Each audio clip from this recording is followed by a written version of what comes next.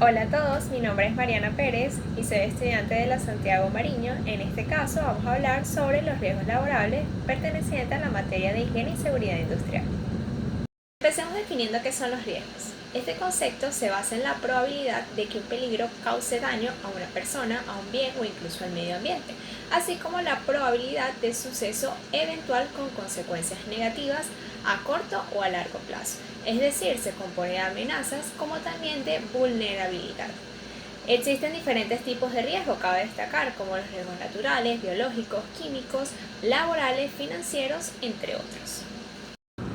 Comenzamos ahora definiendo los riesgos laborales. En este caso iniciamos con los riesgos físicos, que son aquellos riesgos derivados de un intercambio de energía entre el trabajador y su medio ambiente o su entorno laboral.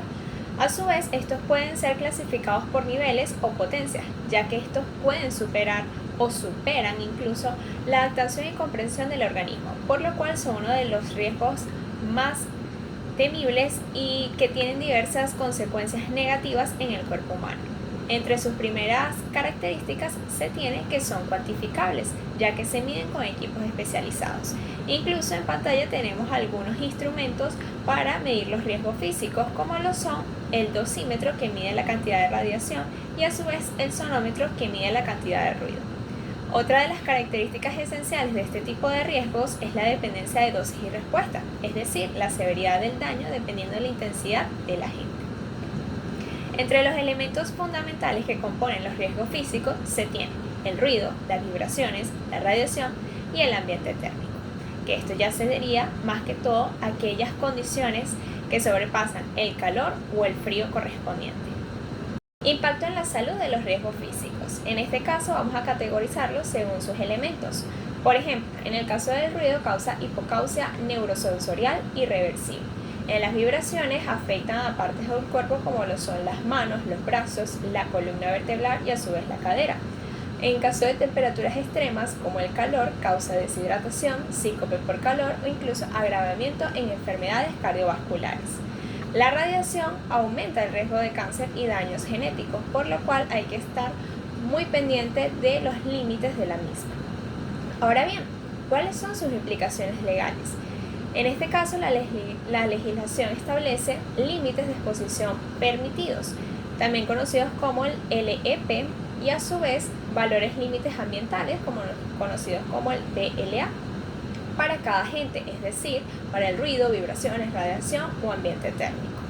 En este caso se categorizan según su fuente, es decir, el aislamiento acústico o apagamiento de radiaciones, que tienen un lugar significativo en las causas negativas del cuerpo humano. A su vez estaría lo que sería la ventilación y extractores para mejorar las condiciones climáticas o de temperatura, y por último tenemos la obligación del equipo de protección personal para cada uno de los casos.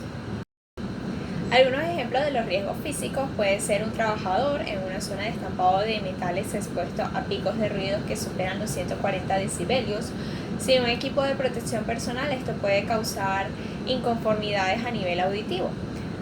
Otro ejemplo podría ser un operario en una fundición o panadería industrial con temperaturas radiantes altas y baja ventilación, lo cual lo puede exponer a quemaduras o incluso deshidratación. Tenemos ahora lo que serían los riesgos químicos, y uno de los más difíciles de tratar, ya que son derivados de la presencia y manipulación de contaminantes químicos en el ambiente de trabajo, que por sus propiedades pueden generar lo que serían daños por inhalación, absorción cutánea o ingestación.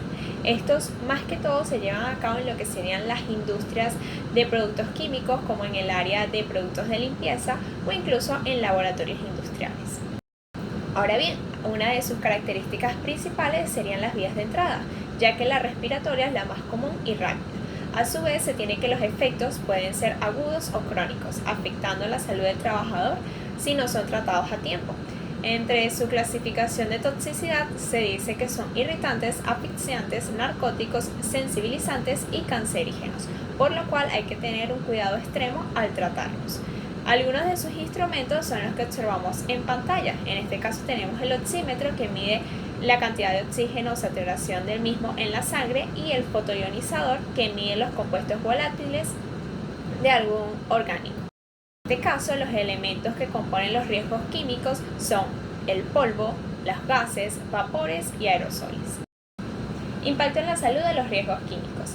En primer lugar, se tiene lo que sería la neumoconiosis, que se debe a la inhalación de polvos. En segundo lugar, se tiene el cáncer ocupacional, la leucemia por el benceno o el cáncer de pulmón por cromo o amianto.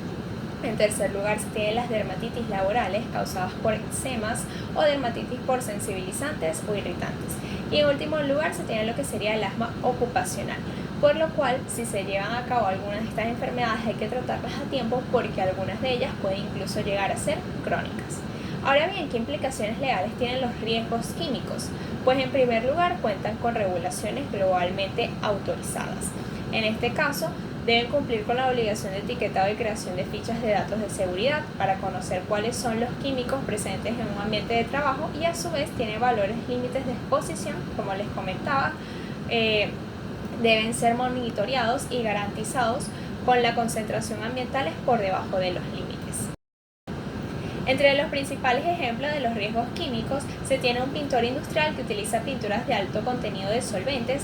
Si este trabajador no cuenta con los equipos de protección necesarios como mascarilla o incluso protecciones para la piel, puede causar irritaciones, quemaduras o incluso alguna enfermedad muchísimo más crónica a nivel respiratorio. A su vez tenemos un trabajador de una cantera o una mina expuesto al polvo de sílice cristalina por años que puede causar cáncer de pulmón. Riesgos biológicos.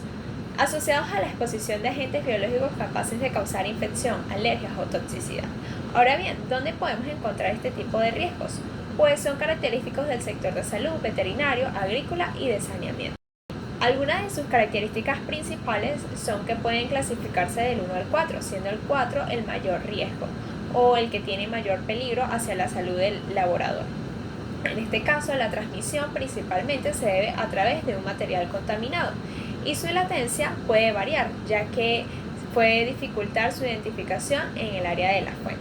Algunos de los instrumentos de medición de los riesgos biológicos son lo que sería el oxímetro y los cromatógrafos. Entre los elementos de los riesgos biológicos se tienen los virus, bacterias, hongos y parásitos. Ahora bien, pasamos al impacto de la salud de los riesgos biológicos. Enfermedades infecciosas como la hepatitis, tuberculosis o SIDA son algunas de ellas. Entre las alergias se encuentra el asma o rinitis por exposición a hongos o proteínas de látex.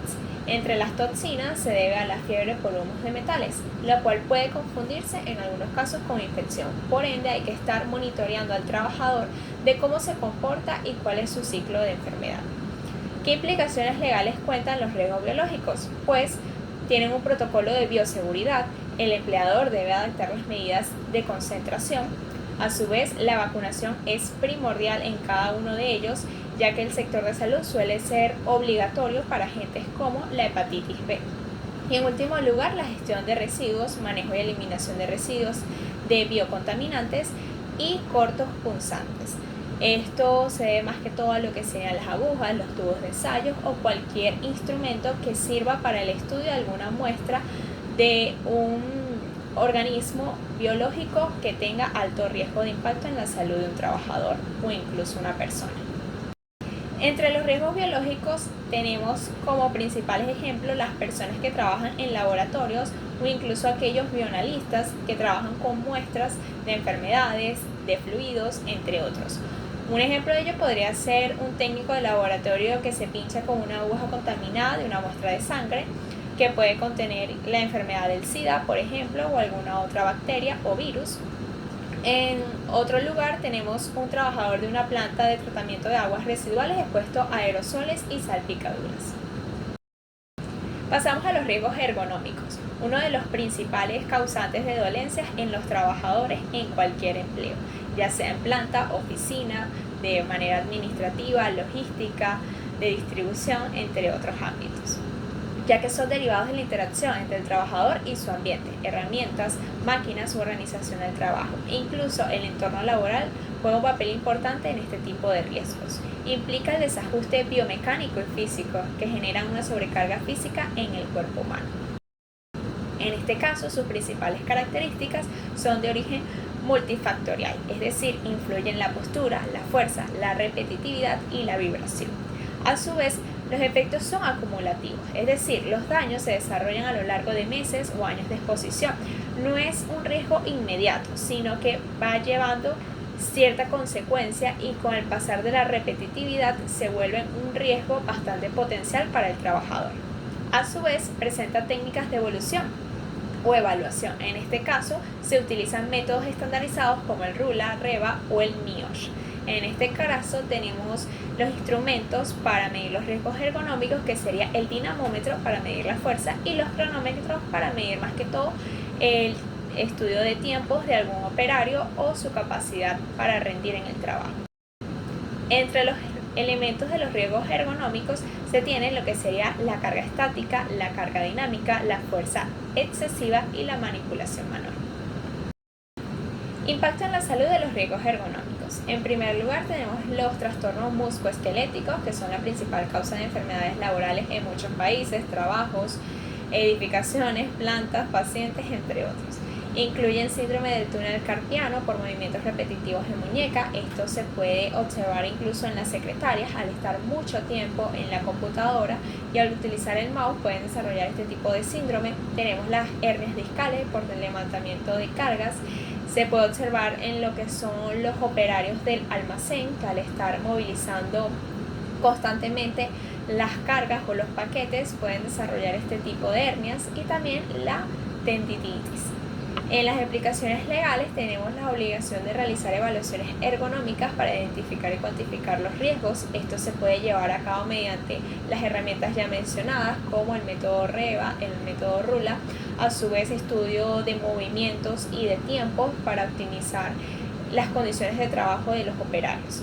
A su vez, darle prioridad a la intervención sobre el diseño del puesto, es decir, contratar o comprar sillas ergonómicas, mesas ajustables, ayudas mecánicas para cargas como montacargas, carretillas, entre otros, y a su vez la organización del trabajo, como la rotación de tareas y micropausas, para así darle al trabajador un tiempo de descanso entre cada trabajo que demande una actividad física. Algunos ejemplos de los riesgos ergonómicos sería un operario en una línea de montaje de electrónica que realiza la misma acción de atornillar y ensamblar cada pocos segundos. Esto puede ser perjudicial porque al realizarlo de forma tan repetitiva puede causar molestias musculares o incluso psicológicas. Y a su vez tenemos un auxiliar de enfermería que debe movilizar a un paciente con movilidad reducida varias veces al día. En este caso, emplea lo que serían fuerzas y puede causar hernias discales o algún tipo de dolor en su musculatura. En último lugar, de los riesgos laborales tenemos lo que serían los riesgos psicológicos, que serían las condiciones de trabajo relacionadas con la organización, el contenido de las tareas, las relaciones interpersonales, es decir, cómo se lleva el trabajador con sus compañeros de equipo o incluso con sus superiores, y a su vez la cultura organizacional, que tiene el potencial de afectar el bienestar mental, emocional y social de un trabajador. En este caso, las principales características se dice que son la interconexión, ya que afecta la salud mental, pero también puede causar o agravar enfermedades físicas. Como sabemos, la mente está conectada al cuerpo y puede causar enfermedades estomacales o cardiovasculares.